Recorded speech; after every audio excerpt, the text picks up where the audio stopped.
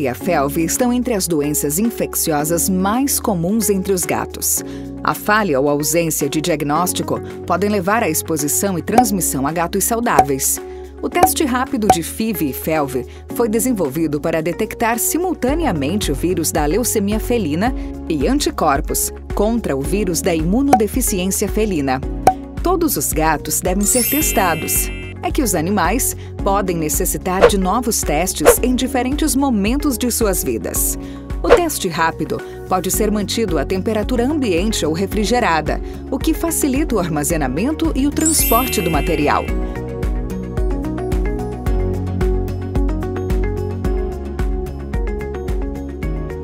Sua realização é muito simples.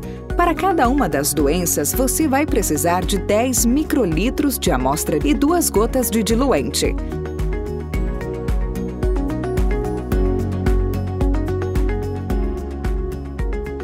A leitura do resultado deve ser feita em 10 minutos.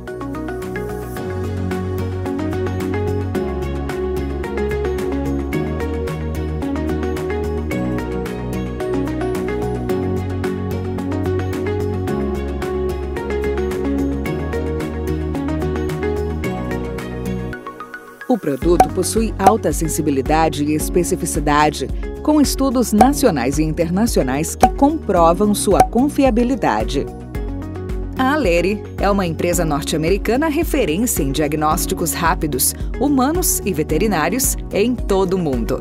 Os testes auxiliam na tomada de decisões de forma rápida e assertiva, o que aumenta a confiança na orientação veterinária.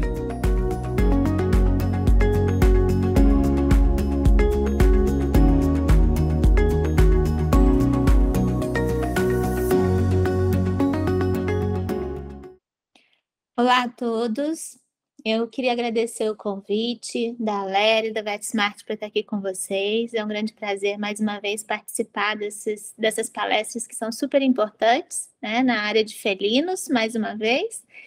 E é super assim, gratificante poder atingir tanta gente com um assunto tão importante, né, que vocês possam acompanhar aí, que eu possa contribuir um pouco para a rotina clínica de vocês, que vocês consigam executar aí muita coisa que a gente vai abordar sobre saúde felina, sobre cuidados preventivos, que são tão importantes, que a gente hoje tem tanta dificuldade, né, em relação à prevenção de doenças, ao invés de remediar quando a gente atende aquele gato com doenças avançadas, com diagnósticos já muito graves, né? Então hoje o assunto é mega importante e pouco executado na clínica de felinos na nossa rotina. Então, a ideia hoje é a gente focar no passo a passo, né? Focar no que a gente não pode deixar de abordar nos cuidados preventivos de saúde dos gatos domésticos. E muita gente fala, né, nas dificuldades de levar o gato à clínica, a dificuldade de colocar o gato na caixa, toda a questão cat friendly, né, que a gente tem que ter hoje na nossa clínica, treinar nossos veterinários. Mas isso hoje a gente não vai conversar muito, eu vou tocar em alguns pontos importantes. Hoje o nosso foco vai ser ponto a ponto que a gente não pode deixar de falar, de conversar com o proprietário, de orientar antes que as doenças aconteçam, né? Então a gente vai falar de saúde especificamente. Então, assim, para a gente começar, é importante a gente lembrar, né, que os gatos são mestres do disfarce. Eu sempre falo isso para os meus clientes, porque eles têm, por natureza, né, o dom, a habilidade de esconder sinais clínicos de doenças graves, principalmente. Então, falando de dor, falando de dispneia, falando de desconforto, de mal-estar, eles têm essa natureza estoica, né, que lhes permite demonstrar que está tudo bem, né, controlar esse mal-estar, esses sintomas, para que ele não atraia predadores na natureza. Então, isso eles vão reproduzir também nas nossas casas, nas casas dos nossos clientes. Então, a gente precisa explicar isso para o proprietário, né? Que não é raro a gente atender gatos, às vezes, com grandes volumes de efusão pleural, por exemplo. Eles estavam dispneicos já há muito tempo, o proprietário muitas vezes não nota, vai trazer aí já o gato com muita efusão, com muita dor, com doença já muito grave, muito avançada. E o que mais chama atenção, normalmente, é que o gato abdica da alimentação, né? Porque na natureza, quando ele está doente, quando está se sentindo mal, quando ele está se sentindo incapacitado de caçar, né? Para caçar, eles acabam se escondendo e abdicando da alimentação, porque não vão se expor durante a caça, durante a exposição aos seus próprios predadores, no momento em que ele não está nas suas plenas funções, que ele poderia correr, fugir, se defender, né? Então, primeiro e o mais comum sinal clínico de doença no gato, justamente a abdicação da alimentação, do interesse pela comida. Mas muitos proprietários aguardam, acham que está enjoadinho, que está uma troca de alimentação, alguma coisa da rotina que não é grave, né? E a gente tem que lembrar que esses sinais têm que ser indicados ao proprietário, tem que se conversar sobre isso, né? Sobre a necessidade da prevenção, porque se deixar o gato ter um sinal clínico, e muitas vezes ainda esse sinal clínico ser negligenciado ou não reconhecido pelo proprietário, a gente vai acabar atendendo esse gato muito tarde, né? Já com muitas consequências do problema que ele apresentou, né? E muitas vezes sem ter muitas ferramentas para a gente conseguir tratar e oferecer uma resolução do problema, restabelecimento da saúde. Então, muitos proprietários acham que os seus gatos são independentes e autossuficientes, né? Simplesmente porque eles sabem, né, esconder os seus sintomas, porque eles vivem dentro de casa, eles não saem muito, né? A maioria deles. Então, não são que nem os cães que estão passeando, que estão se expondo muitas vezes ao dia a dia, e acham que por isso o gato ele não precisa ir ao veterinário. E a gente precisa explicar para o proprietário que eles envelhecem 4 vezes mais do que a gente, né? Então, a gente sempre tem que fazer esse paralelo, de que 1 ano para a gente equivale a 4 anos de envelhecimento para eles, e em 4 anos acontecem muitas coisas. E o foco principal, né, é não deixar toda essa situação acontecer e a gente conseguir reconhecer problemas e doenças no momento em que a intervenção ela é muito mais fácil, demanda muito menos investigação ou tomadas de decisão, e muitas vezes, que é o que convence muitos proprietários, muitas vezes, gerando muito menos custo, né? Se a gente previne a longo prazo, o custo é muito menor, né, do que quando a gente tem que já tratar uma doença já mais avançada ou um quadro clínico já mais difícil. Então, são pontos importantíssimos que a gente tem que discutir com o proprietário, né? O objetivo dessa consulta de saúde, a gente tem que mudar esse paradigma, né? Antigamente a gente falava que era a vacinação anual, o motivo dessa consulta seria a vacinação anual. Hoje a gente tem que chamar de consulta de saúde ou de check-up, reavaliação anual, né? Porque a ideia aqui é discutir pontos importantes, né? Da vida, do que é ter um gato, das expectativas, do que é normal, do que não é normal, né? Para que a gente previna problemas, né? Ou que a gente, pelo menos, detecte os problemas mais cedo. É importante, por exemplo, a gente saber os valores de referência, né, desse gato, né? Qual é o peso de um gato adulto, né, dele enquanto adulto, no momento em que ele nem ganhou e nem perdeu peso ainda, no sentido de que ele está com peso normal, né? E qualquer ganho ou perda a gente vai detectar. Os valores de referência de exames de sangue, por exemplo, ou da própria pressão arterial, para que a gente acompanhe, tenha esses registros, porque se está subindo, está descendo, dependendo do parâmetro, a gente já tem um alerta de que algo está acontecendo. A questão do peso, que é super importante, né? A gente tem uma faixa etária aí que é normal, quer dizer, não é normal, é mais comum, é mais esperado haver um ganho de peso nos gatos, e um gato adulto jovem, então a gente já tem que pensar em prevenir esse ganho de peso, né? Principalmente após a castração, a gente vai discutir isso. Ou o gato idoso, né? A tendência é eles terem perda de musculatura, de massa magra, terem problemas digestivos, de digestão, absorção dos nutrientes, então a tendência é eles terem perda de peso. Então, tudo isso já é discutido, já é prevenido, já é orientado antes que aconteça. A questão da dor, né? A gente sabe que 90% dos gatos idosos têm dores crônicas articulares, né? E muitas vezes não detectadas nem pelo proprietário, nem pelo pelo veterinário se não investiga da maneira correta, né? E aí o que a gente acaba tendo é muitos gatos, muitos pacientes sofrendo cronicamente com dor, que leva a depressão, leva a problemas comportamentais, a uma má relação, uma queda da afinidade da relação com o proprietário, né? Então, isso tudo tem que ser discutido e prevenido. E a gente sabe que a questão do vínculo do proprietário animal, né, ele é fortalecido quando a gente explica quais são os comportamentos esperados dos gatos, o que é normal, quais são os comportamentos que às vezes são indesejáveis, mas são normais para os gatos, os problemas de comportamento, né?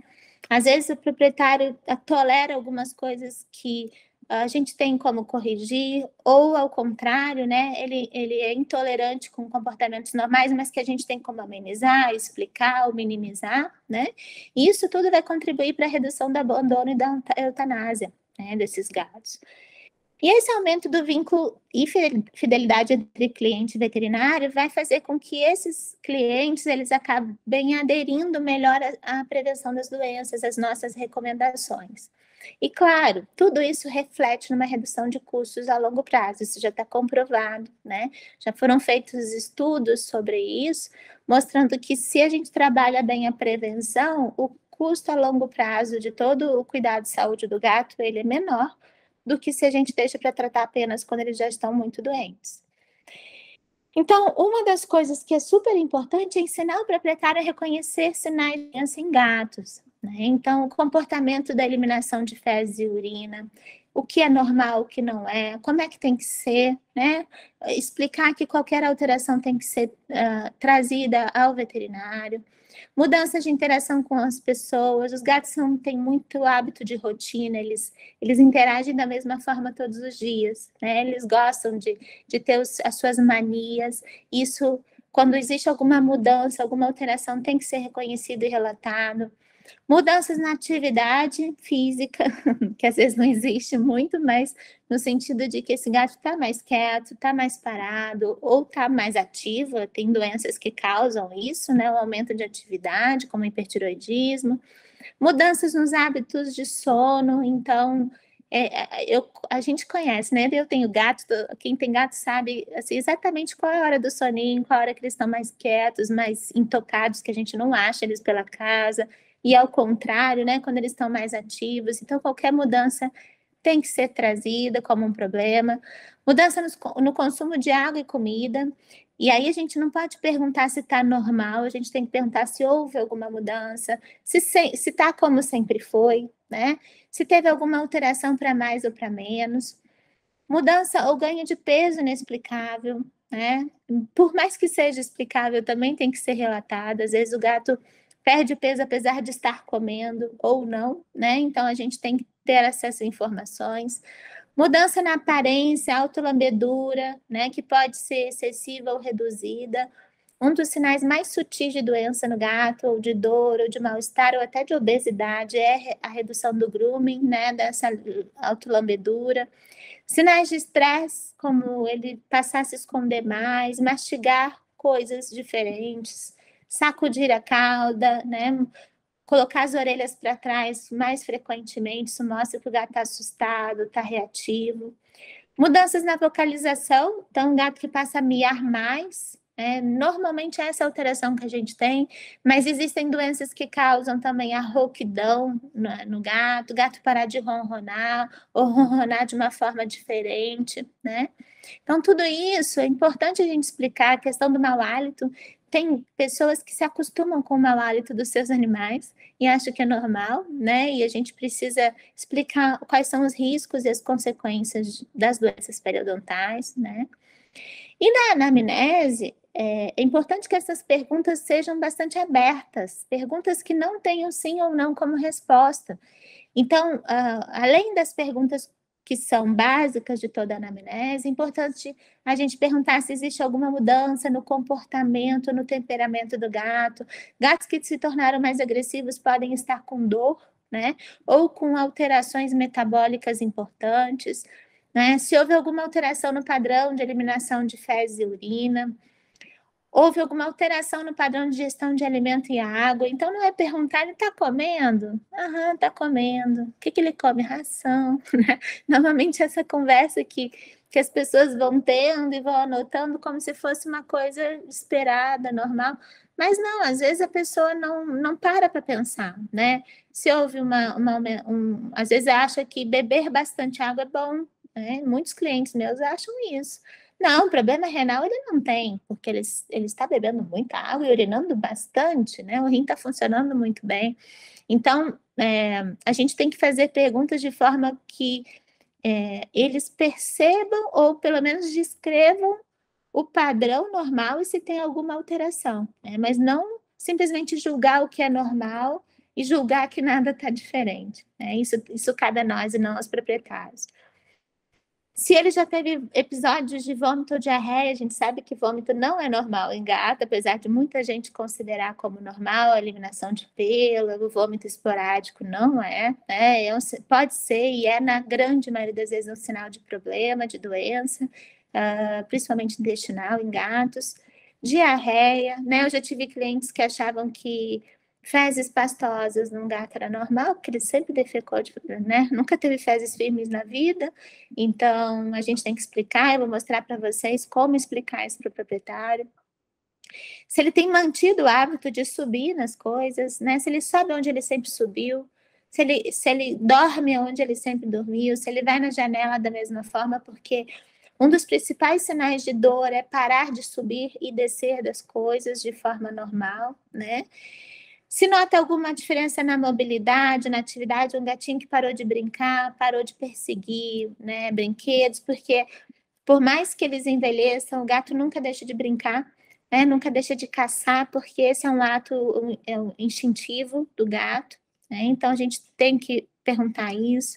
Se ele tem vocalizado mais, é comum os gatos idosos vocalizarem mais, mas não que isso seja normal da idade, né? Várias doenças podem causar isso, e mesmo a própria disfunção cognitiva tem outros sintomas, a gente tem que investigar e tem tratamento, muitas vezes a gente consegue amenizar, né? E você identifica momentos de autolamedura, brincar e ronronar. Isso é uma coisa assim que quando eu pergunto para o proprietário, seu gato tem ronronado? Você acha ele feliz? Como é que é o comportamento dele? Ele brinca com você? Você vê ele se lambendo? As pessoas se espantam, né? Quando a gente pergunta isso, porque parece uma coisa ou óbvia ou não necessária, né? E muitas vezes a pessoa fala, não tenho visto ele ronronar. Isso já chama atenção, né? Porque isso não é normal. E aí eu trouxe para vocês alguns panfletos, folders, para vocês conhecerem. Existe um programa, né? Dentro do programa Cat Friendly Practice, existem sites e existem materiais que são disponibilizados para quem é sócio da AFP, né? Para que sejam criados ou mesmo fornecidos, criados no sentido da tradução, né? Se vocês quiserem traduzir para o português, tem muitas coisas já em português, mas tem também ideias.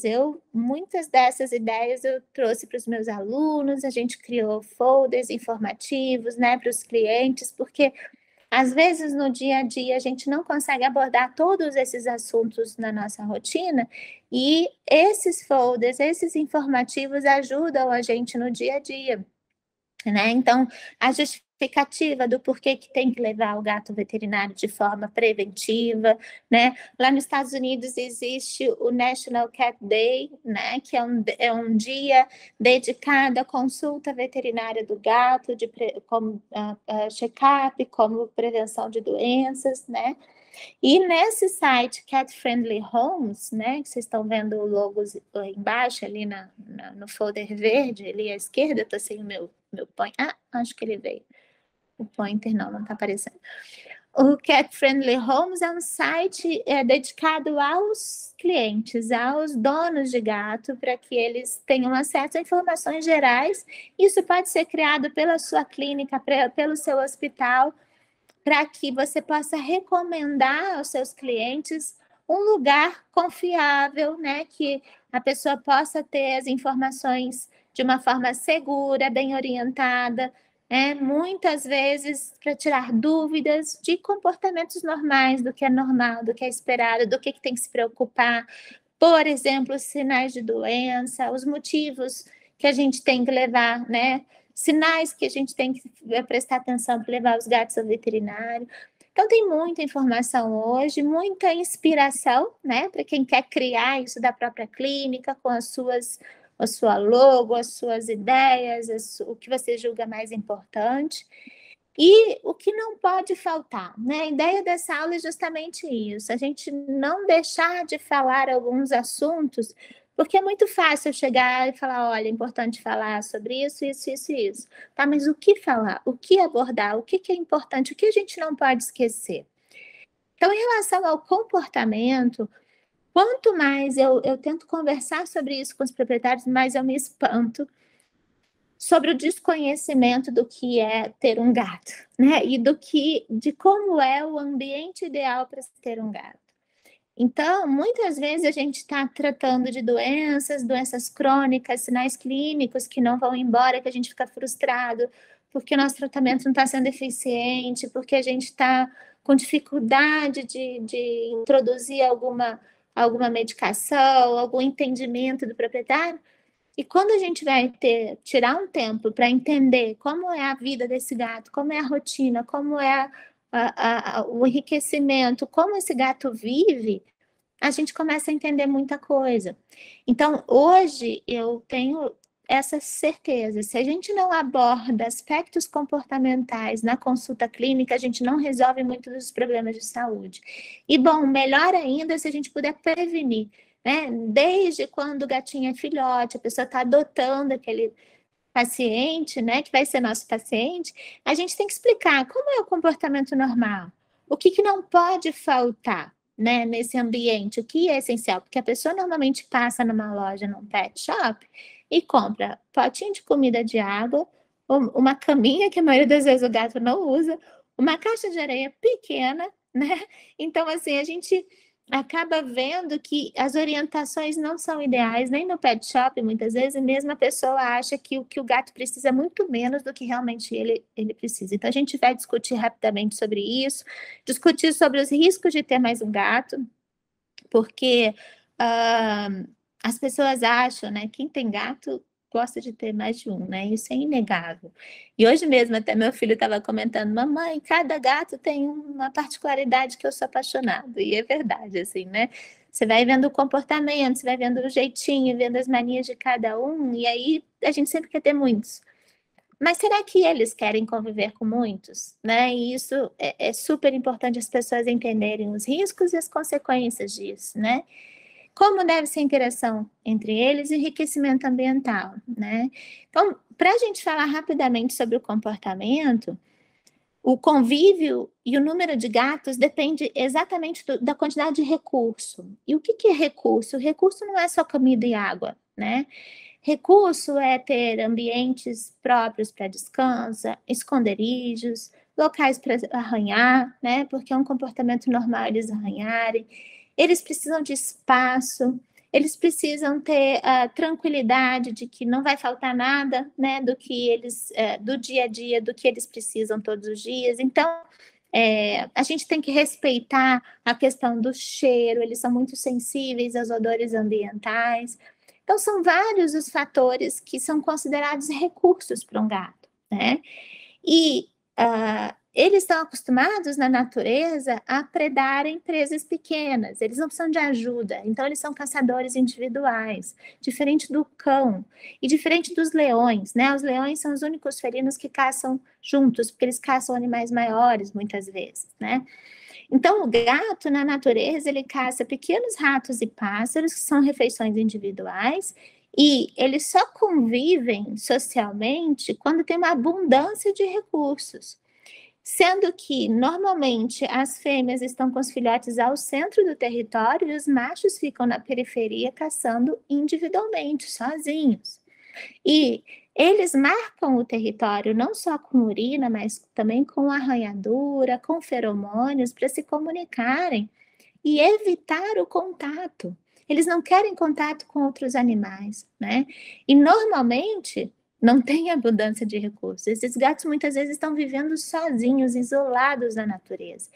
E eles não vão querer se encontrar, porque o encontro pode ser prejudicial no sentido deles terem que disputar algum recurso, algum território, isso pode gerar machucados, danos corporais, lesões corporais, e que vão afetar e causar, né, afetar a capacidade de caça e principalmente causar um risco de vida para eles, né?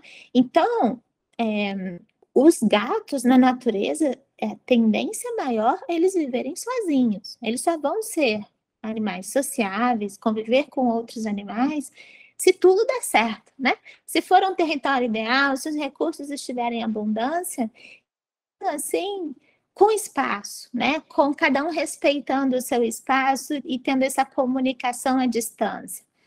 Então, dentro de casa, as necessidades ambientais têm que ser respeitadas, né? Eles precisam, a gente precisa explicar para o proprietário que eles precisam de segurança, eles precisam ter uma toca, um local onde ninguém coloque a mão neles, né? Eles precisam ter recursos, e aí não é só água e comida, mas mesmo água e comida a gente tem que orientar a forma que tem que ser dado, o local, né, do mapa da casa, onde é o melhor local para colocar. Eles precisam ter disponível, né, coisas que estimulem, né, brinquedos, que estimulem a habilidade de caça, né, a curiosidade deles, interação com as pessoas, né? Todo mundo acha que ter gato é não precisar interagir, não ter trabalho, mas no mínimo 10, 15 minutos por dia as pessoas têm que brincar, têm que ter uma interação, nem que seja um momento de carinho, um momento de aconchego ali, de atenção, né, para o seu gato. Eu sempre peço que seja 2 vezes ao dia, né, mas a literatura fala pelo menos 10 a 15 minutos por dia. E o respeito ao olfato, né? Como a gente comentou, odores muito fortes, né? Já que o mundo para um gato é um mundo de cheiros, qualquer odor muito forte é agressivo. E a gente tem que ter atenção sempre à rotina. Como é a rotina do gato? Qual o número de gatos? Como é que esses gatos se dispõem na casa? Se existe conflito, se existe alguma dominância, geralmente quando tem mais de 2 gatos, sempre tem algum dominante sobre o outro, né? E às vezes é só no olhar, é só na maneira de passar um pelo outro, né? A forma com que eles se comportam quando enxergam um ao outro, né? A gente já percebe que tem algo de diferente. Eu sempre falo, né? Se o gato não dorme de conchinha, abraçadinho, né, enroladinho e não lambem um ao outro, eles não se gostam. Eles podem se tolerar, mas eles não se gostam, né? E quem quer que eles fiquem juntos somos nós. E aí a gente tem que entender, né, que é diferente cuidar de um gato que seja indoor e um gato que seja outdoor, né? Então, um gato que viva confinado ou que tenha algum tipo de acesso ao ambiente externo. Então, é muito diferente a gente orientar, entender e a gente esperar, né, como consequências de um gato, né? Todos esses fatores de um gato que viva dentro de casa e um gato que tem acesso à rua. Então, é uma das primeiras perguntas a serem feitas. Um gato que vive dentro de casa, confinado, ele vai precisar, né, de um enriquecimento ambiental mínimo, porque é um ambiente menos estimulante. Então, ele precisa ter como verticalizar, eles gostam de subir nas coisas, eles precisam de prateleiras, eles precisam de arranhadores altos, eles precisam ter como viver, né, pelas paredes ou pelas janelas, que é onde é o que eles fariam na natureza, né? Subiriam nas árvores, nas plantas, onde tivesse uma visão maior do território, né? Uma visão maior de onde está o recurso, onde está a caça. Isso em casa a gente tem que reproduzir, né? É mais comum eles terem problemas comportamentais, problemas de obesidade, né? E por isso vem aí também diabetes, vem problemas dentários, né? Então, a gente tem que estar atento a essas questões, porém, eles têm maior longevidade. Então, é um gato que, estando dentro de casa, ele vai estar mais seguro, mas isso não quer dizer que ele esteja isento de doença, do risco de ter doenças e problemas. Só mudam os problemas, né? Mas, claro que dessa forma eles vão viver mais.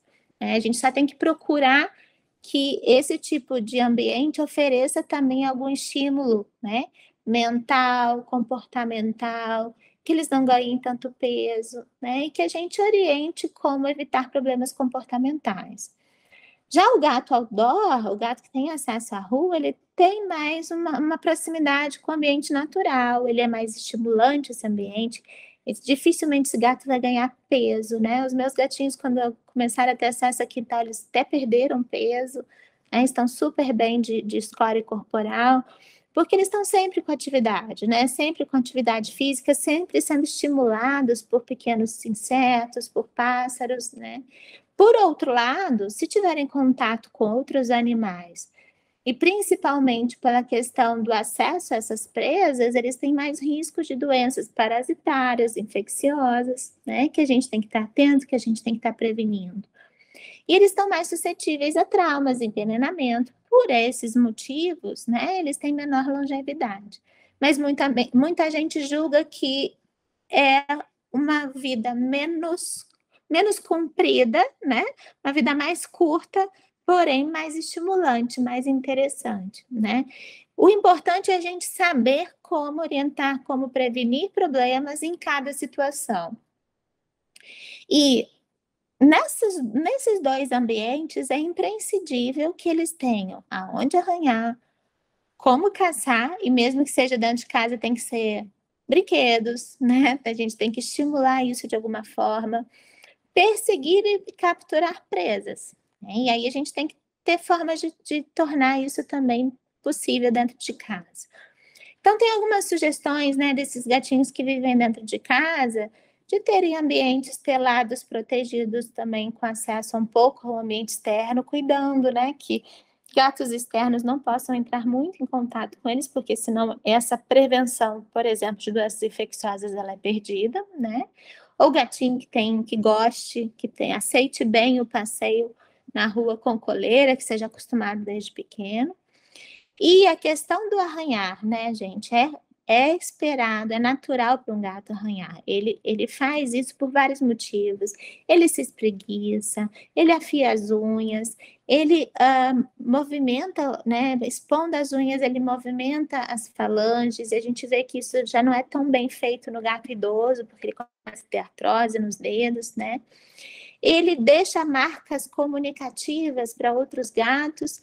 Então, é esperado. O gato vai arranhar. Só que a gente tem que fornecer locais adequados, né? Testar materiais que ele goste mais. Tem gatos que gostam de arranhadores menores, outros maiores. Normalmente, eles gostam de arranhadores que não balancem, que sejam fixos e verticais. Mas, claro que tem preferências. Os mais jovens geralmente preferem cordas, os mais velhos carpete. Mas isso também pode ter a ver aos hábitos e, principalmente, a questão da dor, né? Em relação às falanges. Então, a gente tem que explicar isso para o proprietário, porque ele pode considerar um distúrbio de comportamento o gato destruir o sofá. E eu brinco que é customizar o sofá. Ninguém nunca vai ter um sofá igual, né, ao seu, que está customizado pelo seu gato. Mas a gente tem como evitar.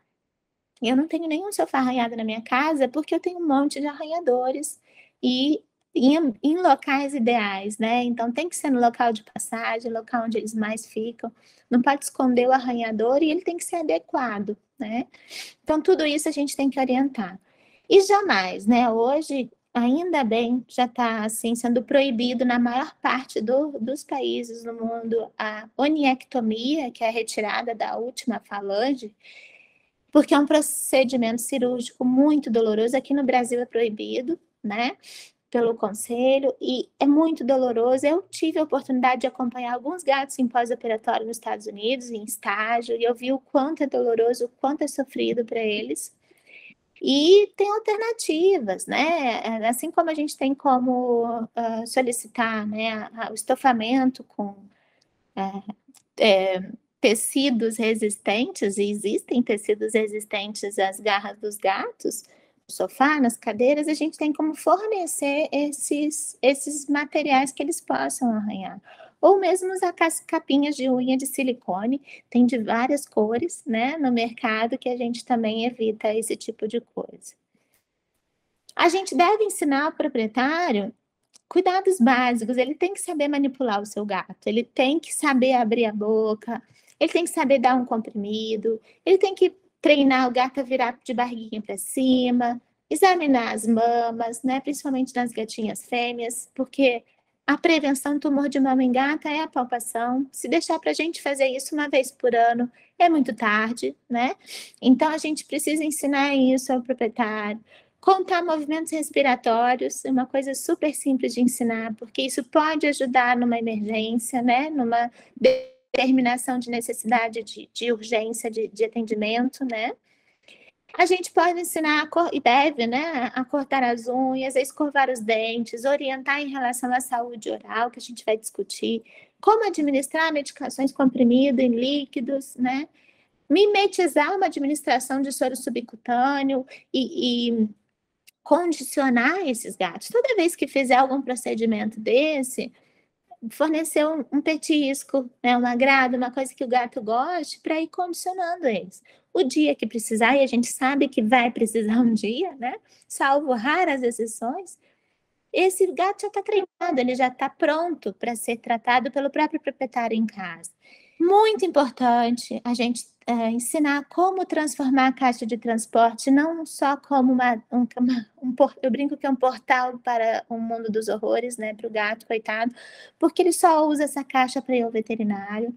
Então, assim, essa caixa tem que ser um ambiente de descanso dele em casa, e a gente tem como treinar ele para usar essa caixa em casa, para dormir, para comer, para brincar, né? Um local onde ele se sinta seguro. Isso a gente pode fornecer através de folders, de informativos, tem vários vídeos na internet, nos sites, né, da FP, no YouTube, da ISFM também, que é a Associação Europeia, né, de Felinos, é um braço aí do iCat Care, que é uma associação enorme, né, de cuidados para gatos. Então, tem um mundo aí na internet que o proprietário pode aprender a colocar uma legenda no YouTube e assistir. Isso tudo a gente pode mostrar no consultório, né?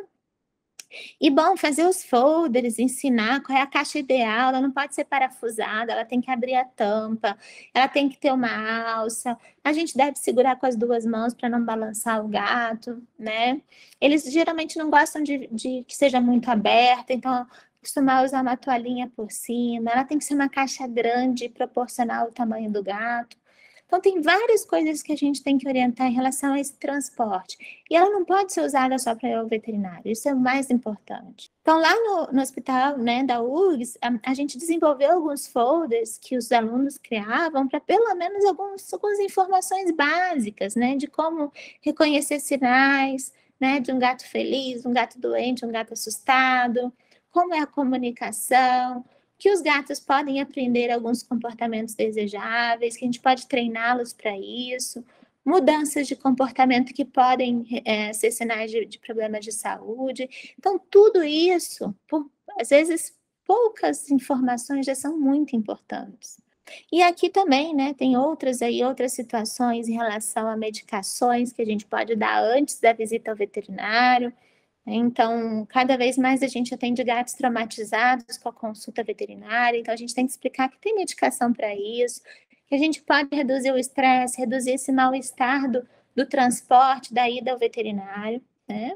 Em relação à alimentação, a alimentação ela deve ser uma prescrição médica, né? Não é o proprietário que tem que ir no pet shop escolher a ração do gato, né? Por mais que ele faça isso no início, a gente tem que gastar um tempo da nossa consulta explicando quais são as fases da vida do gato, como que a alimentação deve ser introduzida e mudada muitas vezes durante essas fases, que o gato é um carnívoro verdadeiro, né? Que a alimentação dele é baseada em proteína, níveis altos de proteína, moderados de gordura e baixos em carboidrato, né?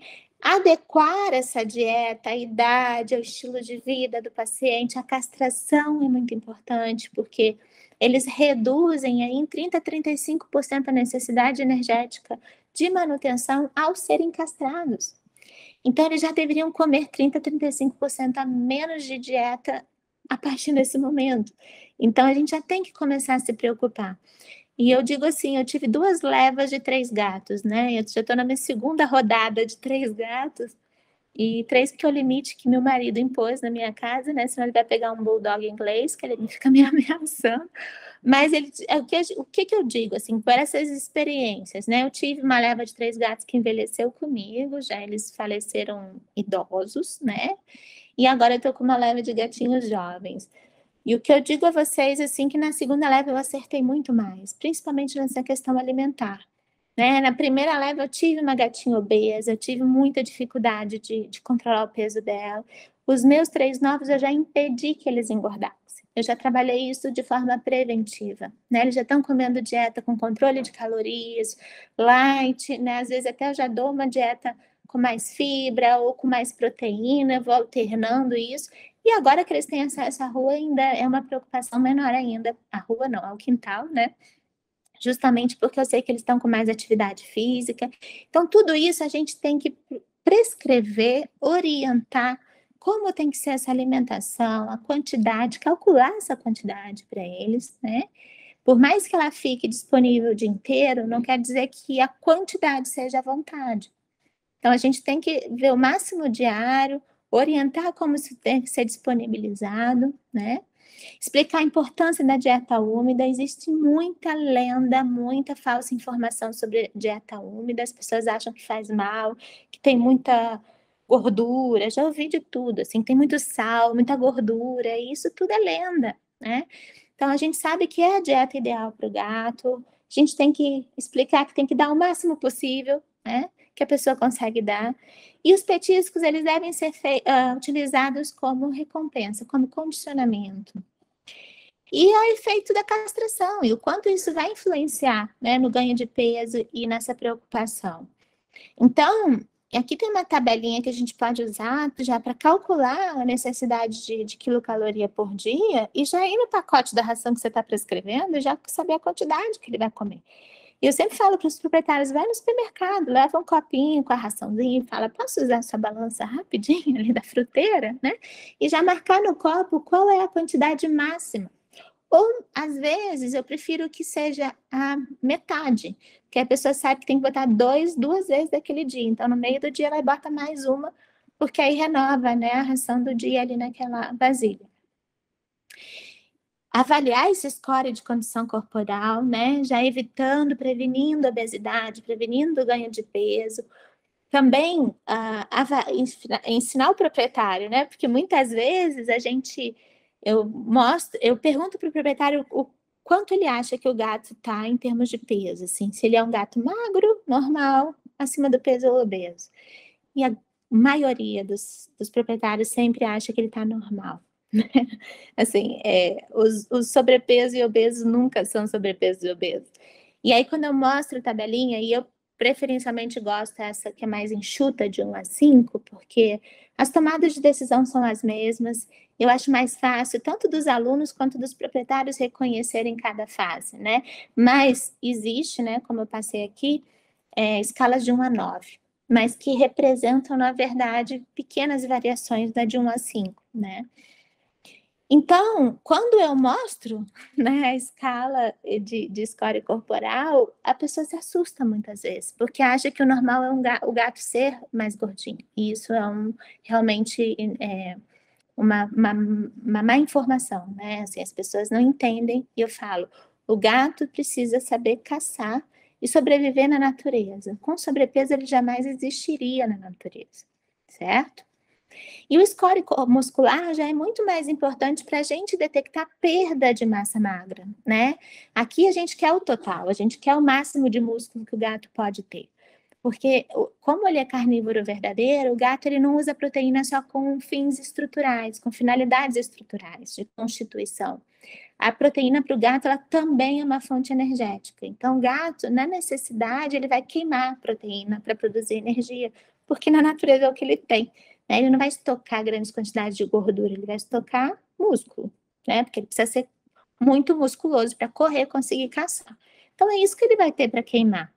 Então, ele precisa aí fazer gliconeogênese, queimar massa magra, e o que é ruim, né? Assim, até porque é muito difícil eles conseguirem recuperar quando eles perdem grande quantidade de músculo. Então, eles começam a consumir musculatura, albumina, anticorpos, o que é bastante indesejável. Então, é muito comum eles perderem muito mais músculo do que gordura. Por isso que é importante a gente ter os dois scores e acompanhar ao longo da vida. Então, a gente tem aqui exemplos, né, de gatinhos que estão extremamente magros e com perda bastante intensa de musculatura. É claro que isso a gente vai avaliar palpando pontas de ossos, palpando crista occipital, a gente vai palpar asas do ilho, vai palpar cristas da escápula e principalmente os processos espinhosos das vértebras, para que a gente detecte, né, qualquer ponta de osso muito saliente. É o que a gente não quer, o que a gente quer é uma boa cobertura muscular. E, bom, nada mais interessante do que tornar a alimentação difícil. E eu me surpreendi quando eu introduzi esses comedouros, e até esse comedouro aqui nesse vídeo está até mais cheio do que eu gostaria, normalmente eu boto menos ração. Em 24 horas meus gatos aprenderam, né, que eles têm que puxar a ração, né, do comedouro para poder comer. E um assistindo o outro foi aprendendo. Quando eu vi, todos estavam comendo assim. Né? O próprio sachê, a gente pode, ao invés de fornecer ele mais na temperatura ambiente, às vezes eu congelo, quando o dia está um pouquinho mais quente. Colocar esse alimento em vários locais da casa, porque tem que caçar, ele tem que procurar onde ele está. E isso tudo a gente pode ir treinando. Né? Existem trabalhos científicos, existem orientações hoje disponíveis em abundância, né, nas associações, na internet, de como tornar essa alimentação mais parecida com o natural, que é ser difícil. Tem que ser difícil o gato comer, para ele não ganhar peso. E não é porque é maldade. Tem muito cliente que fala, ai, tadinho. Gente, na natureza é assim, ele precisa caçar, né? É muito mais difícil do que o que você vai fazer. Você só vai tornar um pouco menos fácil, né? Digamos assim.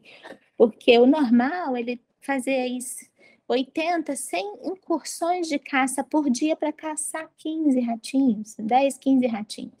Então, a gente torna o alimento muito disponível, muito calórico, né, muito palatável para um paciente que está ali, para um gatinho que está ali o dia inteiro sem fazer nada, e por isso a gente tem tanto problema com obesidade. Então, a gente tem que prevenir isso. Ingestão de água, a gente tem que orientar como deve ser essa vasilha, né? Como que o gato gosta muitas vezes de ter o reflexo da sua imagem, porque na natureza é assim. O gato sempre vai preferir vasilhas mais largas, né? Para não encostar os bigodes, e não é só por isso. Porque na natureza ele não bebe água numa pocinha pequenininha, né? Muito mais comum eles beberem em grandes lagos, em rios, em cachoeiras, enfim, terem água em abundância. E ele sempre vai preferir o pote do cachorro, impressionante, né? Quando tem os dois em casa. Então, é sempre pote mais largo, de preferência não de plástico, né? Um pote de vidro, de cerâmica, de aço inox, de alumínio, né? Que seja bem limpo, que não, né, que a água seja sempre fresca, trocada. E, bom, se o gato gosta de água corrente, como aqui está o meu gatinho tomando no banheiro, eu descobri que no banheiro ele gostava mais do que se eu colocar assim em outros locais da casa, e eu brinco que é onde você chuta. Que o gato não vai levantar para beber água. Ele vai passar porque ele precisa ir ao banheiro, ou porque ele precisa comer, aí ele vai ver um frasco de água, eu acho que eu vou tomar uma aguinha. Então, aqui, onde era o banheiro da minha casa, ali, toda vez que eu estava ali, né, seja, enfim, escovando dente, né, ali me arrumando e tal, os gatinhos vinham e tomavam água ali, né? E esse era uma das fontes de casa. Então, eu brinco que, assim, é sempre colocar onde tem movimento de gente, onde vocês ficam, onde vocês chutam, porque é justamente no meio do caminho. Porque aí eles vão se lembrar de beber água e vão ter mais estímulo. E não é todo gato que quer água corrente. Tá? E água corrente também não aumenta a ingestão de água, isso já foi comprovado cientificamente. Mas é importante ter essa opção para o gato saber se ele prefere. Tá? E em relação às caixas de areia, né? Caixas de areia têm que ser muito limpas, grandes, né? Então, essas caixas maiores, geralmente caixas de lojas de material de construção, de de Leroy Merlin, dessas lojas assim, são as que mais fazem sucesso, justamente porque elas são grandes. Precisa ter o tamanho de um gato e meio, porque eles precisam saber conseguir se movimentar, cavar, né, se preparar para eliminar a fezes e urina, e essas caixas muito pequenininhas que vendem normalmente para gato são as piores. Então, o cuidado que tem que ter é não serem tão altas, se tiverem, principalmente para o gato idoso, tem que cortar uma entrada para eles poderem passar, sem ter que pular, né? Não estarem todas uma do lado da outra, porque elas contam como uma só. Então, o número ideal de caixas no ambiente é sempre o número de gatos mais uma. Porque sempre tem uma limpa, né? E se eu coloco uma do lado da outra e uma tá suja, ele vai achar que todas são sujas, porque o cheiro tá no local. Né? Então, a mesma coisa que você ir a um banheiro com vários vasos sanitários sujos, um do lado do outro. Por mais que você vai usar o que tá limpo, você vai se sentir desconfortável, né? Você vai preferir um longe, né? Se tiver um longe, você vai preferir um longe. E, bom, cuidado ao acesso, né? É botar a caixa lá em cima e o gato tem que subir escada para ir? Não, tem que estar espalhada pela casa, tem que estar perto do gato, certo? E para prevenir constipação, estimular o exercício, ingestão de água, escovar esse gato, né? Já acostumar ele a comer pasta, né? Que ajuda a eliminação de bola de pelo, né? Dieta úmida é a melhor dieta para o gato, quanto mais melhor. E sempre manter essas caixas de areia limpas, tá?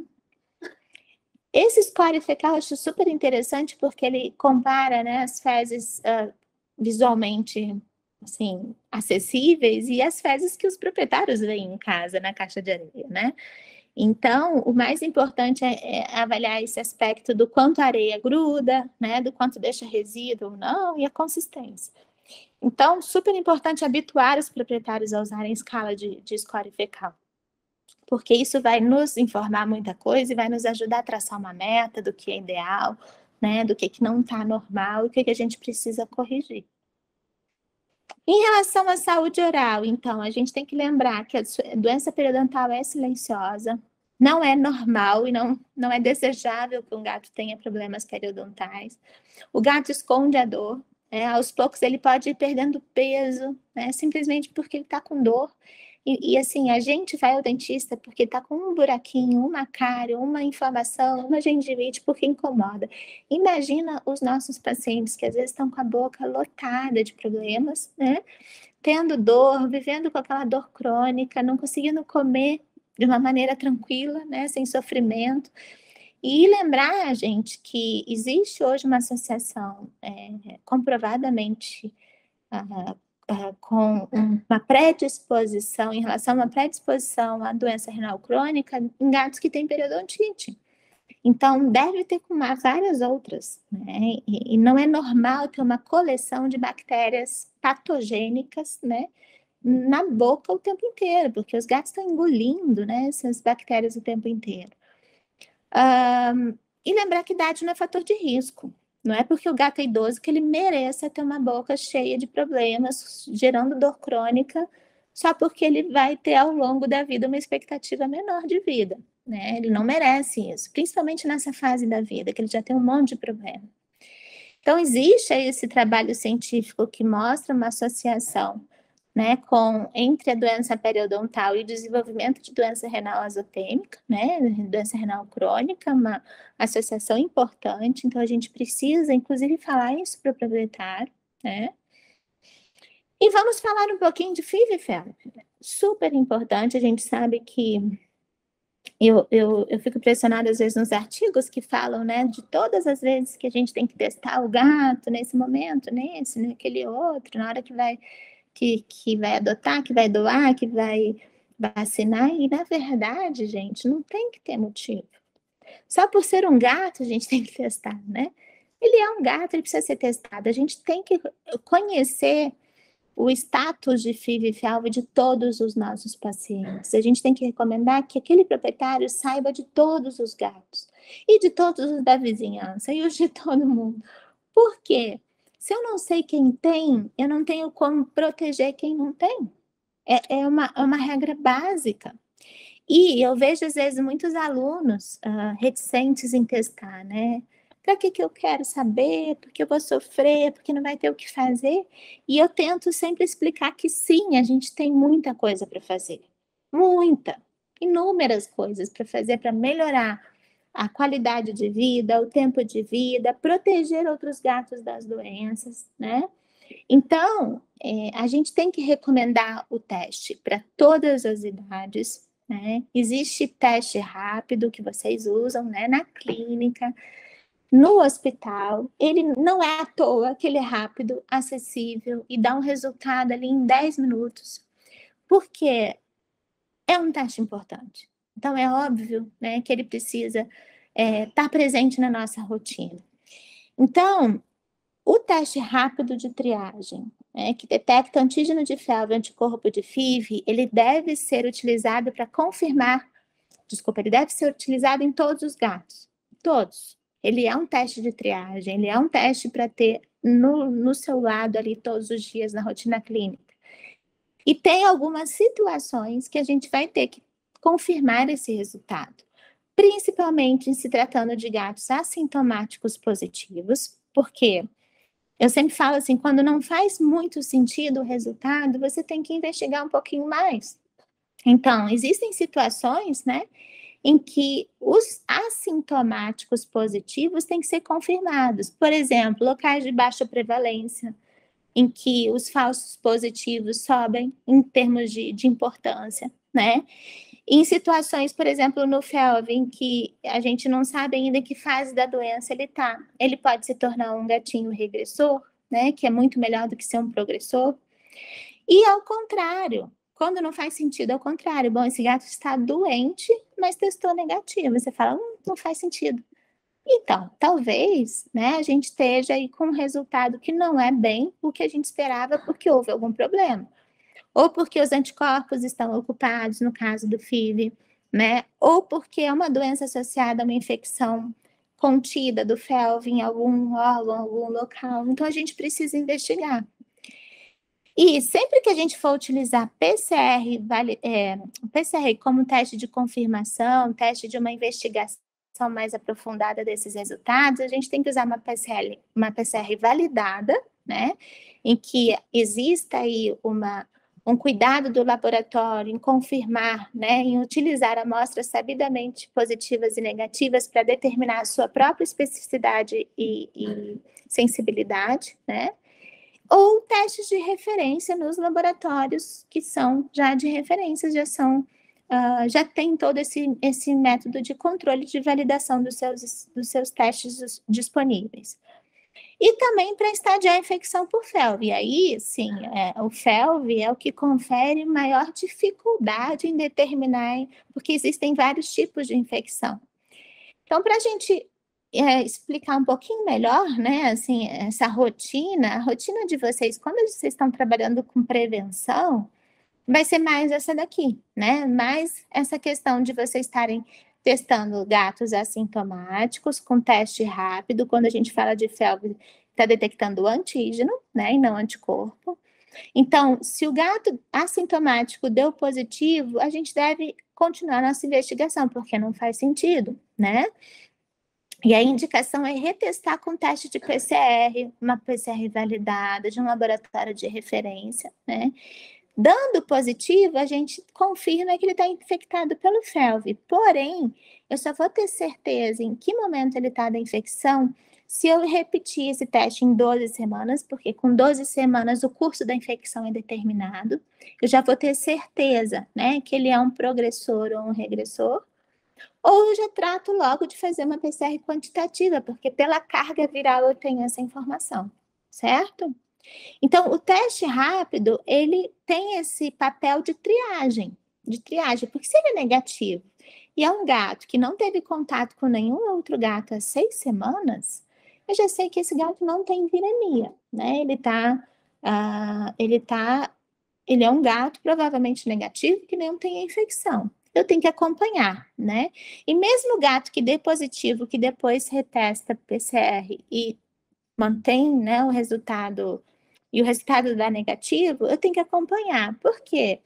Esses gatos que dão negativo, que é um teste ainda que não avalia carga viral ou não faz esse curso todo de 12 semanas, que é o curso da infecção, eu posso ter ainda o vírus em situações atípicas ou de regressão de infecção, né? Que o vírus está escondido. Então, são gatos que eu preciso acompanhar. E retestar em momentos de doença ou momentos em que eu vá misturar eles com outros gatos, expor eles a outros gatos. Agora, o gato sintomático suspeito é um gato que, se testar positivo, faz sentido. Eu não preciso mais me preocupar em determinar um diagnóstico e um prognóstico. Ele é infectado pelo FeLV e está fazendo infecção progressiva. Aí começa a não fazer sentido o resultado negativo. E esse a gente tem que investigar com PCR, porque ele pode ter uma infecção regressiva. E aí, as infecções regressivas são determinadas por PCR, né? Se o gato dá positivo na PCR de DNA, negativo no teste rápido de antígeno, a gente sabe que ele é um gato regressor, né? Então, é importante vocês terem essa ideia. Para gravar na cabeça, o teste rápido ele é excelente, tem alta sensibilidade e especificidade para determinar a viremia, né? E é um teste para ser usado na rotina clínica, para confirmar gatos com sintomas e para fazer essas consultas de rotina. Achou um gato positivo na consulta de rotina que não faz sentido, é um gato assintomático, saudável, bom, vamos confirmar essa infecção, né? E aqui a gente consegue ver que a gente tem, principalmente, eu vou falar de 2 testes que a gente conhece, tem no mercado brasileiro, e que tem, a gente tem trabalhos científicos, tem dados, né, para que a gente possa mostrar em aula, possa discutir, né? Muita gente pergunta de outros testes que eu não tenho essas informações, e aí eu não tenho como discuti-los em aula, né? Então, aqui a gente está falando, né, de 2 testes conhecidos, então o SNAP e o ALERI, da IDEXX e da ALERI. A ALERI lá fora, né, fora do Brasil, na Europa, Estados Unidos, se chama Anigen. Então, toda vez que vocês lerem trabalhos científicos sobre o teste Anigen, saibam que é o nosso teste ALERI aqui no Brasil, e mostrando, né, alta sensibilidade e especificidade de ambos os testes, alto valor preditivo positivo, ou seja, de um resultado positivo realmente representar um gato infectado, e valor preditivo negativo, ou seja, um teste negativo realmente não estar infectado. Então, são testes excelentes para a gente ter na rotina, para a gente usar a nosso favor, como triagem, como diagnóstico de doença clínica, tá? Então, super importante, esse é um trabalho excelente, recomendo a todos lerem, um trabalho de 2019, né, trazendo aí essas comparações e alguns aspectos dos testes disponíveis rápidos. Em relação ao FIV, a gente sabe que o teste rápido detecta anticorpo. Então, é um teste que, diferente do FeLV, o teste rápido ele é mais confiável e melhor do que a PCR.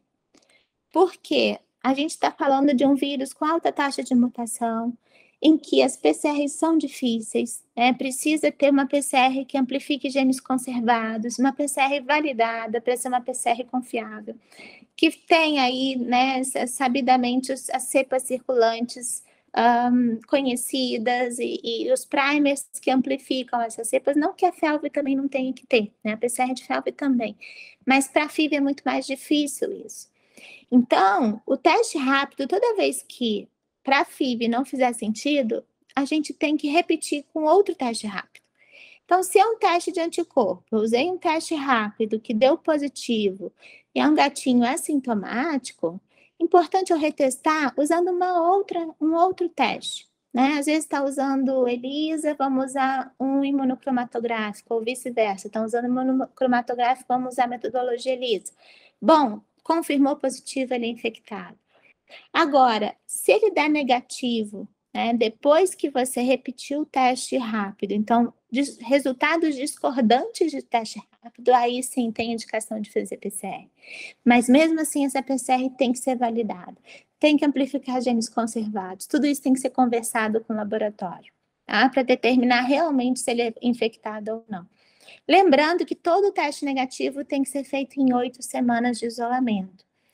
As 6 semanas para o FeLV e para o FIV são 8 semanas. Então, esse gato não pode ter tido contato com outros gatos suspeitos, ou que não se sabe se tem FIV ou FeLV, né, nesse caso FIV, para eu confiar no resultado negativo. Né? Então, preciso desse tempo para um teste ser confiável quanto ao seu resultado negativo. FeLV 6 semanas, FIV 8 semanas. Em relação aos filhotes, então, a gente sabe que muita gente tem essa dúvida, né? Bom, como detecta anticorpo no teste rápido para FIV, a gente sabe que não é comum a mãe, a gata prenhe, transferir a infecção de FIV para os filhotes, nem na placenta, nem na amamentação. Não é comum, é raríssimo isso acontecer. Ela precisa estar numa infecção aguda, ativa, alta viremia para ela infectar os seus filhotes. O mais comum é não acontecer. Porém, se a gata prenhe tem, e ela vai ter, né, altos níveis de anticorpos contra a FIV, ela vai transferir esses anticorpos no colostro para esses filhotes. Então, se eu testo um filhote, né, com teste rápido para FIV, e ele está com anticorpos maternos no sangue, ele vai dar positivo no teste. E não é dele, é da mãe dele. Ele não pegou o FIV, ele só ganhou os anticorpos de presente. Então, o que acontece é que as gatas prenhes podem transferir anticorpos para os filhotes que podem durar até 6 meses no sangue. Isso não quer dizer que vocês não possam testar filhotes. Devem testar os filhotes sempre. Eu falo que, assim, conseguiu colher sangue, você pode testar, né? Então, assim, a única questão é, se der positivo para FIV, que não é comum, filhote dar positivo para FIV, porque eles costumam pegar na briga lá atrás, lá longe, né, na idade mais adulta. Então, o filhote geralmente dá negativo. Mas se der positivo é porque existe um risco dele ter anticorpos maternos. Bom, então esse filhote tem que repetir o teste em 6 meses, a partir dos 6 meses de idade, né? E outra situação é que existe vacina para FIV em alguns países. E da mesma forma, as gatas vacinadas podem transferir os seus anticorpos vacinais aos seus filhotes. Só que eles duram menos, eles duram 3 meses apenas, tá? Então, a recomendação é essa. E se vocês tiverem uma PCR confiável, que vocês confiem que tem todos esses métodos de controle e especificações, né, em relação ao primer, a amplificação dos genes conservados, ok. Vocês podem já fazer um teste de PCR no filhote para ter certeza e não precisar esperar os 6 meses.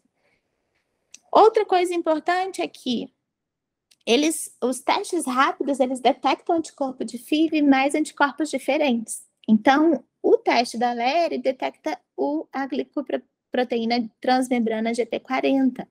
E o teste da IDEX detecta P15, né, que é uma proteína de matriz. Então, tem anticorpos anti essas proteínas, certo? Detectam anticorpos anti essas proteínas. E por que isso é importante? Justamente, eu comentei que lá fora existem países que têm, né,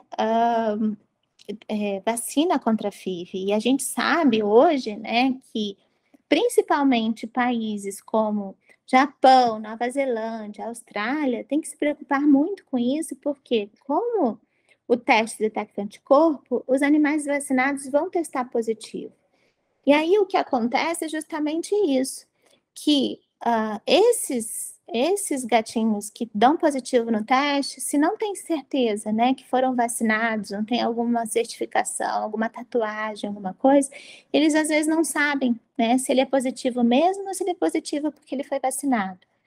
Da mesma forma, a vacina existiu nos Estados Unidos e no Canadá até 2015. E esses anticorpos vacinais podem estar presentes no sangue dos gatos por até 7 anos. Então, se a gente atender gatos que vêm desses países, ainda hoje, em 2022, a gente tem que se preocupar com isso, porque eles podem dar positivo no teste e não estarem realmente infectados. E aí se descobriu o quê? Né? Se descobriu que o teste lá fora, né, da Witness, que a gente não tem aqui no Brasil, e o teste da LERI conseguem diferenciar esses anticorpos. Então, como eles detectam proteínas diferentes, né, anticorpos contra as proteínas P15, o que acontece é justamente isso, que depois de 6 meses da vacinação, esses anticorpos não estão mais presentes no sangue dos gatos vacinados. Então, eles começam a dar negativo. Então, a gente pode, por exemplo, usar o teste da Leri, né, nesse momento que a gente tem a dúvida se esse gato veio de um país que tem vacina ou que veio dos Estados Unidos, né, e do Canadá que não tem mais, mas ainda esse ano a gente tem que se preocupar com isso, para diferenciar o gato vacinado do gato realmente infectado. Então, esse trabalho mostra, né, que o teste SNAP da IDEXX, ele tem uma baixa especificidade para anticorpos do gato realmente infectado, né, ele confunde gatos infectados com vacinados, e já o teste da Leri tem uma alta especificidade, então 98%. Então, quando a gente estiver numa situação dessa, o que a gente tem que fazer? Usar o teste da Leri ou a PCR, sendo validada, né, com metodologia adequada, para que a gente possa diferenciar gatos vacinados de gatos realmente infectados aqui no Brasil, desde que esses gatos venham desses países em que a vacina é uma preocupação em relação ao resultado do teste.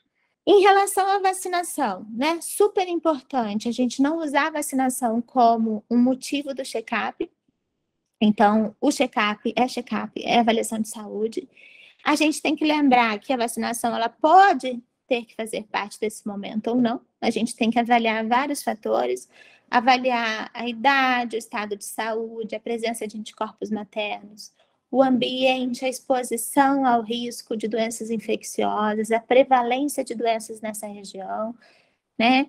E a legislação local sobre, por exemplo, a vacina da raiva, né? Que algumas cidades, alguns estados têm uma legislação específica sobre a obrigatoriedade da vacinação antirrábica. Então, a gente sabe aí pelas recomendações que a gente tem que começar a vacina a partir das 6 semanas de idade, indo até as 16 ou 20 semanas de idade, dependendo do risco, e aí eu digo considerar antecipar, né, e principalmente estender o protocolo em gatos muito desafiados, gatos que não tomaram colostro, a gente tem que considerar antecipar, às vezes até para 4 semanas de idade, o início da vacinação, porque não tem proteção materna, né? Então, hoje já existe uma recomendação para vacina também aos 6 meses de idade, uma nova dose, para que esses que não foram adequadamente imunizados dessa vacinação inicial sejam aos 6 meses, e ainda é uma vacinação do filhote, porque tudo calculado de acordo com a maioria da população, né? A presença desses anticorpos maternos, até que idade na maioria da população. E para cada vírus é diferente. E sempre vão ter as exceções, né? Então, por isso que é importante a gente entender que vacinar não necessariamente é igual a imunizar.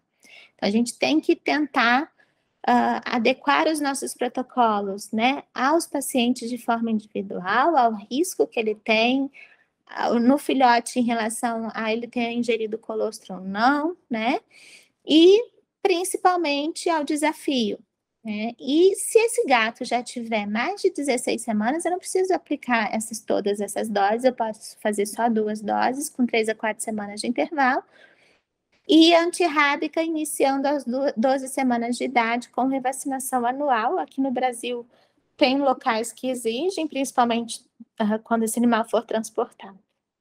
Em relação à FeLV, todos os filhotes devem receber vacinação contra a FeLV, e ela tem que ser dada a partir de 8 semanas, então se eu for começar com 6 ou 4 semanas, eu não devo utilizar uma vacina que proteja também contra a FeLV, de preferência uma tríplice. E aí, a partir de 8 semanas, sim, a gente começa a utilizar a quíntupla, e aí repete pelo menos 2 doses, né? E depois, 1 ano depois, e aí a gente vai avaliar o risco desse paciente enquanto adulto, se necessita continuar, né, protegendo contra a FeLV ou não.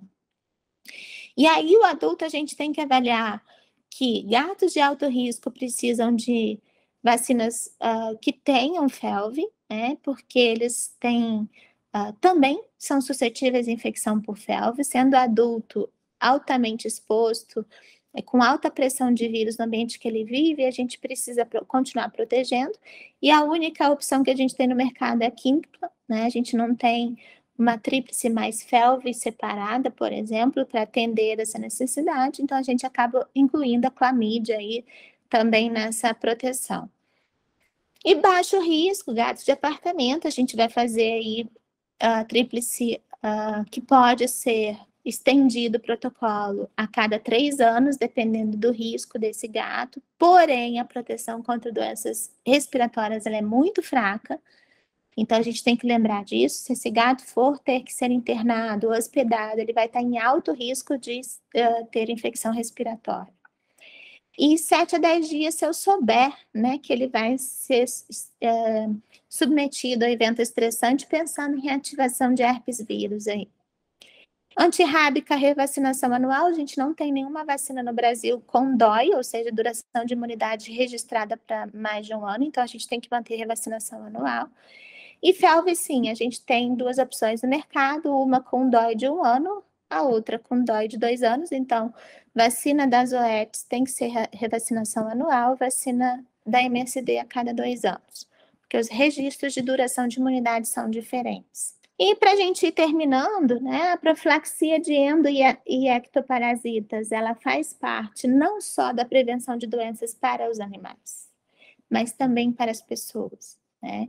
E eu estou vendo as pessoas adotarem muita recomendação de crianças para animais, que está completamente inadequado, né? Criança tem uma outra motivação, né? Assim, hoje em dia é mais preconizado fazer exame de fezes, ver se realmente precisa.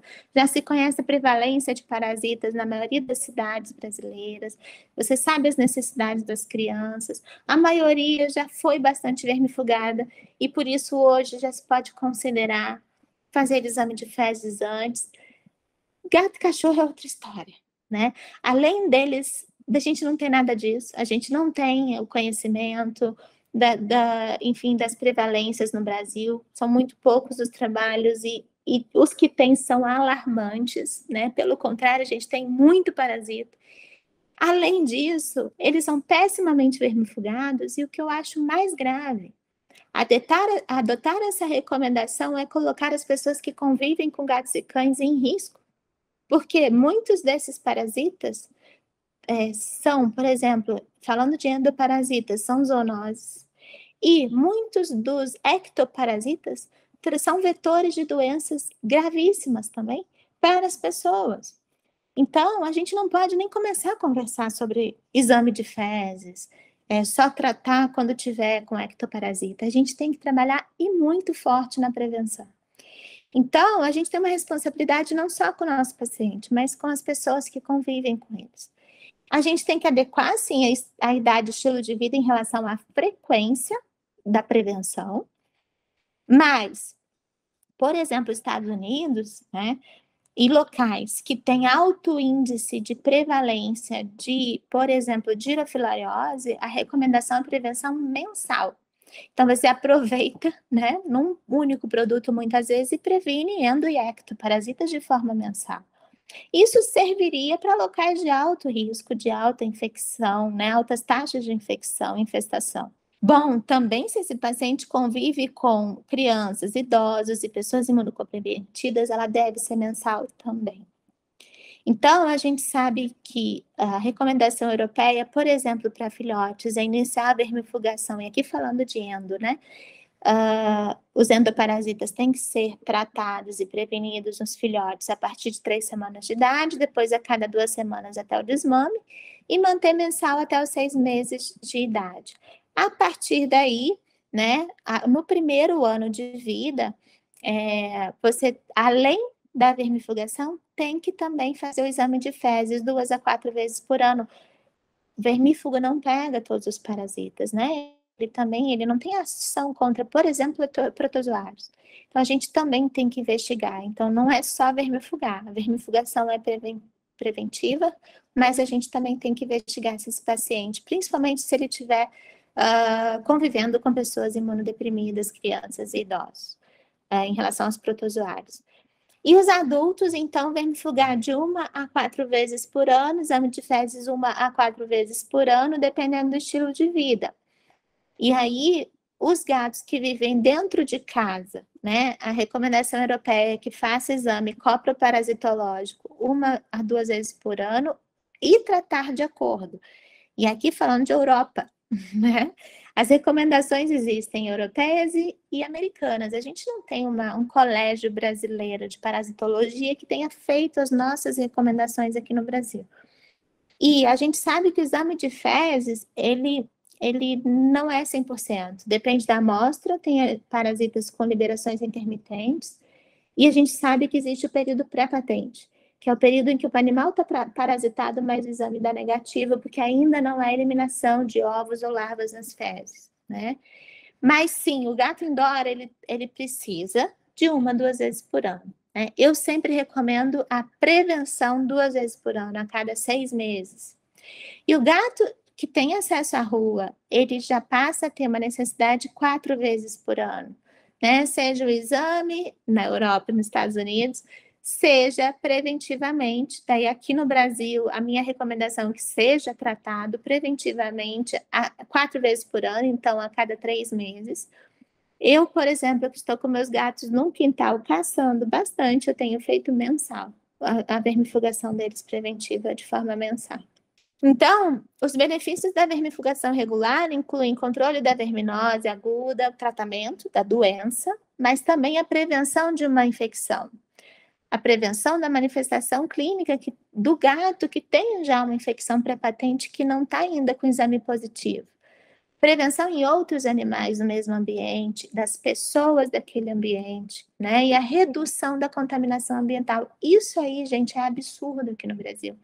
Os trabalhos que falam das nossas praças, dos nossos ambientes públicos, das pracinhas de prédio, de escolas de crianças, são absurdos os dados em relação à alta prevalência de ovos e vermes que são zoonoses, que causam larva migras, para não falar de outros aí, toxoplasmose, né, e por aí vai, protozoários. E em relação à esterilização, né, a gente sabe que é importante o controle populacional. O Brasil, então, também a gente não consegue nem começar a conversar sobre isso, né, porque é péssimo o controle populacional de animais de rua. E os animais de rua trazem riscos aí, não só, né, para eles, mas para as pessoas, em relação à saúde pública, a acidentes de trânsito, né? Eles próprios estão em risco de terem doenças infecciosas, traumas, atropelamentos, brigas. E os animais não castrados têm risco aí de desenvolver tumores, infecções relacionadas aí à persistência falando aí das fêmeas, né? Não castrar aumenta a taxa de câncer de mama, de piometra, né? Então a gente precisa prevenir essas doenças, mas nos machos também a gente previne problemas comportamentais, né? Que se tornam problemas para os proprietários, câncer de testículo. Então, a recomendação é castrar entre 6 e 8 meses as fêmeas, 5 a 6 meses de idade os machos, e lá fora se fala muito em castração precoce, aos 4 a 5 meses de idade, porque traz vantagens em relação ao sangramento, tempo de recuperação, inflamação é menor, né? As taxas de complicação, de dor pós-operatória. E evita riscos de entrar no cio, de prenhez, de piometra, né? Então, tudo isso é importante. E esses dados aqui são bastante alarmantes, né? Se a gente tem um casal de gatos, né, em 12, eles podem gerar em um ano 12 gatos. E ao longo de 8 anos, isso vai se transformar em 2 milhões de gatos, né? Na produção de filhotes aí. Então, realmente é impressionante, né? O que um casal de gatos pode gerar de descendentes aí ao longo de 8 anos. E a gente sabe que a castração precoce tem muito mito envolvido, por exemplo, que aumentaria o risco aumenta o risco da redução de crescimento, que os gatos cresceriam menos, isso já é comprovadamente um mito, eu coloquei as referências para vocês, que causa redução do diâmetro uretral dos gatos machos. Isso é o que eu mais escuto, né? Virou uma lenda urbana, assim, total. E eu tenho que sempre corrigir os alunos, os residentes, os proprietários. Isso não existe. A questão da castração é o ganho de peso. O ganho de peso é que predispõe a doenças do trato urinário inferior. Então, tem trabalho já avaliando isso, mostrando que é um mito. Mas sim, a castração muito precoce pode aumentar o risco de fratura da cabeça do fêmur nos gatos. Mas isso principalmente em gatos de raças grandes. Então, gatos de raças grandes, a gente tem que tomar o cuidado em relação ao tempo de castração, né? E realmente pensar em não castrar tão cedo. E a dor articular, né? A dor articular, ela tem que ser prevenida, porque ela é muito comum no gato. O gato a gente tem essa dificuldade de diagnóstico, porque ele ele não vai evitar buscar a bolinha e trazer para o dono, o proprietário não vai ver ele claudicando, né, durante um passeio, uma brincadeira. O gato simplesmente vai diminuir a sua mobilidade, a sua movimentação. A pessoa acha que o gato está idoso, né? E, na verdade, ele está com dor articular. Então, super importante a gente perguntar se o gato mudou, né, o hábito em relação a pular para cima, para baixo, subir e descer a escada, correr, se ele ainda corre, né, sem dificuldade, se ele continua caçando, porque essas são perguntas que cientificamente conseguem detectar, né, problemas articulares de uma forma precoce, porque exatamente são essas mudanças de comportamento que o proprietário nota em casa, e você tem que perguntar para ele, porque ele não vai vir relatando isso, ele vai achar que o gato está idoso, né? Que tem associação cientificamente comprovada com presença de dor articular e de doença articular degenerativa. Né? Então, aquele gato que não pula direto, ele pula numa cadeira e depois para o chão. Mesma coisa na hora de subir. Ele tem hesitação, ele usa apoios, ele está ganhando peso muitas vezes porque não se movimenta, né? Então, a gente tem que estar atento e essas perguntas têm que ser feitas, né, durante a consulta para a gente detectar esse problema. E agora sim, né, a gente finalizando, eu não poderia deixar de mostrar esse artigo para vocês. Esse artigo, ele trata dos cuidados preventivos de acordo com a idade do gato. Então, tudo isso que a gente abordou, que a gente comentou, é claro que vai ter maior ou menor importância, vai ter recomendações específicas de acordo com a idade, com a faixa etária.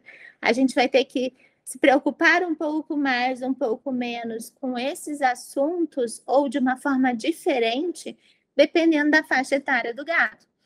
Então, recomendo que vocês leiam, que vocês tenham embaixo do braço, que vocês façam uma tabela em português para vocês usarem na rotina clínica, né? Que tenham esses dados para que vocês se orientem o que não pode esquecer, o que não pode deixar de fazer, por exemplo, em relação aos exames, né? O que é mais importante, o que a gente tem que fazer dependendo do paciente, quando é uma cruzinha só, 2 cruzes já é recomendado, né? O que não pode deixar de fazer no idoso, por exemplo, acima de 10 anos de idade, eu sou obrigada a fazer todos esses exames em todas as consultas.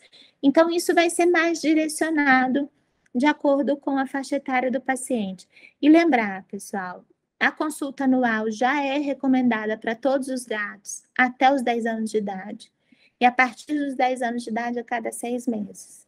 Tá? Então, para que tudo isso que a gente conversou hoje seja abordado, seja discutido, as questões, né, relacionadas à saúde sejam prevenidas, sejam detectadas de forma precoce, para que a gente promova mais saúde, mais tempo de vida para os nossos pacientes. Então, as considerações finais, né, as consultas de saúde, no mínimo uma vez por ano, para todas as idades, gatos idosos acima de 10 anos a cada 6 meses, para que eles estejam presentes nas nossas clínicas, venham para consulta de saúde, de rotina, eu sou obrigada a ter um treinamento, um manejo cat-friendly, uma orientação sobre transporte, né? Todo um treinamento de uma equipe, uma preocupação com o bem-estar na nossa clínica, porque senão nada disso que a gente conversou adianta. Né? Se a gente não tem esse preparo para receber gato em clínica, na clínica, no hospital, não adianta me preocupar com o que eu tenho que fazer, porque ele não vai vir.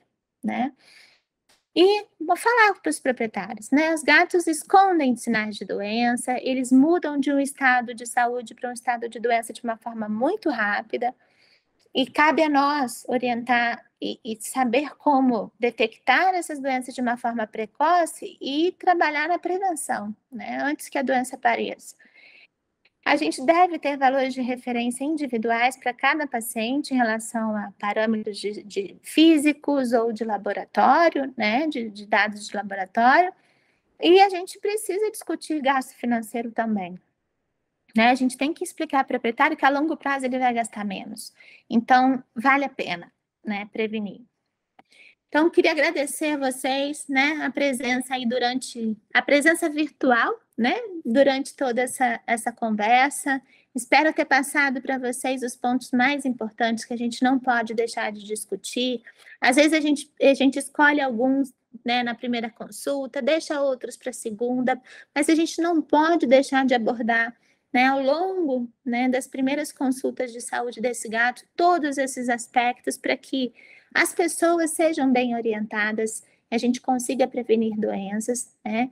E não esqueçam, muitas vezes os folders, os sites, os vídeos são nossos aliados nesse sentido. Então, eu sei que a vida é corrida, a gente gostaria de poder fazer tudo isso. Às vezes as pessoas estão assistindo a aula pensando, nossa, mas eu não tenho tempo nem de comer, imagina de falar de tudo isso numa consulta. Bom, tem um monte de coisas que vocês podem fazer, né? Façam informativos, folders, vídeos, no site da clínica, coloquem informações, porque é uma vez que você vai ter que gastar o tempo, depois anda sozinho, você só vai ter que atualizar essas informações. Mas é muito importante vocês não deixarem de fazer isso, tá bom? Agradeço muito, né, a companhia de vocês aí, espero que vocês tenham aproveitado, que vocês possam usar essas informações com os pacientes de vocês e que eles sejam o principal beneficiado aí nesse nosso tempo, que eles possam viver mais e com mais qualidade de vida e que a gente tenha cada vez mais os gatinhos no nosso consultório para que a gente possa trabalhar, né, antes, de forma antecipada para a saúde deles. Muito obrigada e um grande abraço para vocês, se cuidem.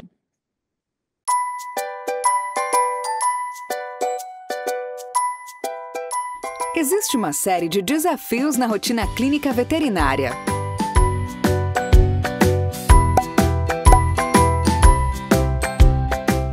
O tutor quer respostas na hora sobre o estado de saúde de seu pet.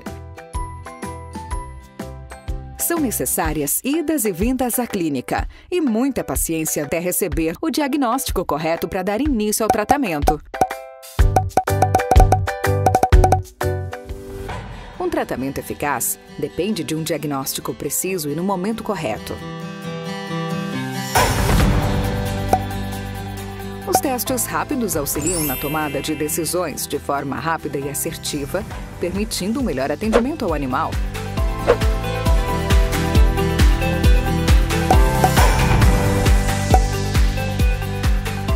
Ele ainda pode ser usado para triagem, prevenção e monitoramento de doenças. A imunocromatografia é uma tecnologia confiável e segura.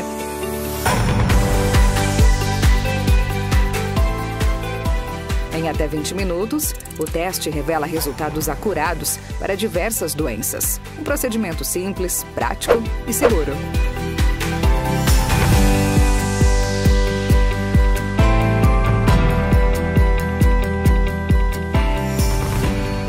Os testes rápidos ainda podem ser mantidos à temperatura ambiente ou refrigerado, o que facilita o armazenamento e o transporte do material, em especial em atendimento a domicílio. A Aleri é uma empresa norte-americana referência em diagnósticos rápidos humanos e veterinários em todo o mundo. Um diagnóstico assertivo aumenta a confiança na orientação veterinária, agrega valor à consulta, gerando fidelização do cliente.